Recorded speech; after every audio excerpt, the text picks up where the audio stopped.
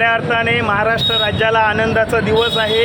देशाचे सन्माननीय पंतप्रधान नरेंद्रजी मोदी साहेब, सन्माननीय अमित शाह साहेब यांनी जो एक विश्वास देवेंद्रजींवर टाकला आणि नक्कीच आम्हाला कार्यकर्त्यांना खात्री आहे की देवेंद्रजी आपला विश्वास हा सार्थकी ठरवतील।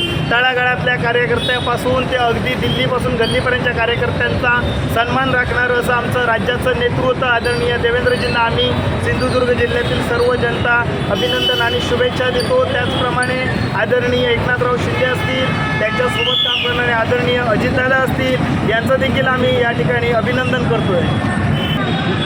काय नाही, गेली 5 वर्ष ज्या प्रत्येक कार्यकर्ता वाट पाहतो, ज्या क्षणाची वाट पाहत होता, तो आज क्षण पूर्ण झाला। सगळ्यांनाच आनंद आहे। महायुतीच्या माध्यमातून मुख्यमंत्री साहेब आणि 2 उपमुख्यमंत्री साहेब आपल्या पदावर विराजमान झाले।